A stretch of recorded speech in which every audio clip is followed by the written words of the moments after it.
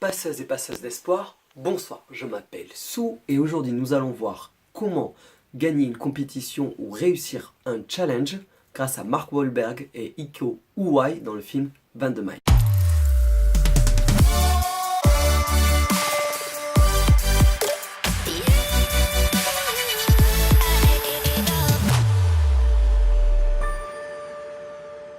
Donc déjà, si vous n'avez pas encore vu le film, ne regardez pas cette vidéo, regardez-la après avoir vu le film, je vais sûrement spoiler quelques éléments de l'intrigue. Ici, on va s'intéresser plus à ce qui se passe de manière générale dans le film, plus qu'à l'intrigue elle-même. Pour moi, le premier point important de ce film, c'est que c'est la défaite d'une équipe et la victoire d'un seul homme. Ce que nous allons faire dans cette vidéo, c'est justement s'intéresser à pourquoi cette équipe a perdu et comment cet homme a gagné. On voit dans l'équipe de Mark Wahlberg qui fait l'opération Overwatch deux erreurs fondamentales qui sont des erreurs qui peuvent arriver que ça soit dans une équipe ou même dans un couple. La première grosse erreur qui se passe dans cette équipe, c'est qu'il y a un manque de communication. Ils ne communiquent pas entre eux, ils ne disent pas leur motivation et expliquent clairement leur point de vue. Ils restent chacun sur leur position. Il aurait simplement suffi une bonne communication afin de comprendre les objectifs et les motivations de chacun. Et le deuxième point qui a fait que cette équipe a échoué,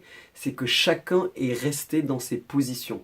Chacun n'a pas voulu comprendre le point de vue de l'autre. On le voit notamment dans la scène du film où il parle avec le Premier ministre étranger. Chacun arrive de suite dans la confrontation, reste sur son point de vue et n'essaye pas d'exposer et d'essayer de comprendre le point de vue de l'autre. Et pourtant, dans l'intrigue, le réalisateur nous donne des indices pour montrer qu'au final, les deux personnages sont dans la même équipe. Donc ça va être la première conclusion à propos de l'étude de cet échec de l'équipe, c'est que ça soit dans une équipe ou bien dans un couple. Un couple, c'est une équipe de deux personnes.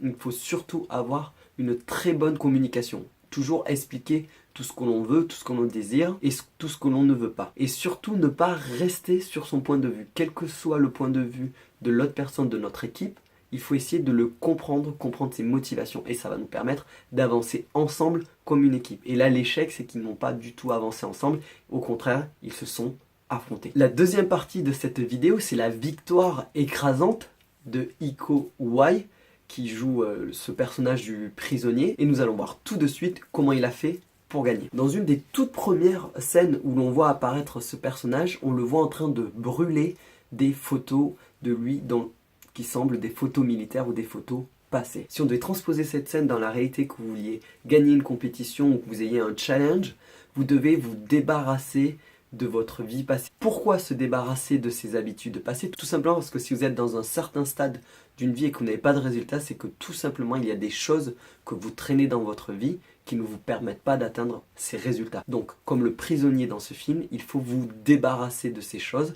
Là, en effet, c'est une identité qui se débarrasse, mais cette scène prouve à quel point le prisonnier est déterminé dans sa mission. Et enfin, la deuxième astuce que l'on voit dans ce film pour réussir une mission, on voit le personnage du prisonnier tout le long du film se toucher les doigts.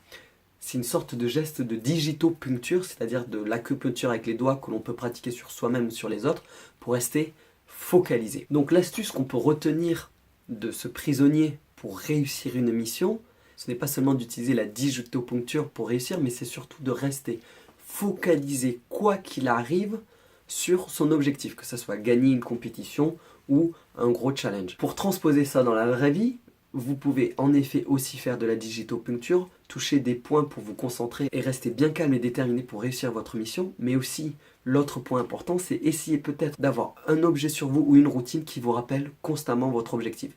On appelle ça de l'obsession peut-être, mais la détermination pour réaliser un objectif, c'est d'avoir toujours quelque chose sur vous qui vous rappelle l'objectif à atteindre. Ça peut être une photo, une image que vous portez dans votre porte-monnaie, un bijou qui vous rappelle votre objectif, mais voilà, le conseil que je peux vous donner, si vous avez un objectif, essayez de rester concentré dessus, quoi qu'il arrive, et avoir un objet qui vous rappelle cet objectif peut vous aider dans la concentration et la détermination de cet objectif. Voilà, c'était mon étude de cas du film 22 miles, à partir desquels j'ai trouvé quelques astuces que l'on peut transposer dans la vie pour réussir, que ce soit une compétition ou n'importe quel projet qui demande de la détermination. On a pu voir qu'il y avait aussi des conseils pour tout ce qui est travail d'équipe ou bien tout simplement relation de couple, comme quoi on peut tout trouver dans des films d'action. J'espère que cette vidéo vous a plu, que vous pourrez vous servir de ces conseils si jamais vous-même vous avez des missions ou des objectifs ou des compétitions à accomplir. Merci de m'avoir écouté jusqu'au bout, soyez le mouvement et répandez la lumière. Ciao!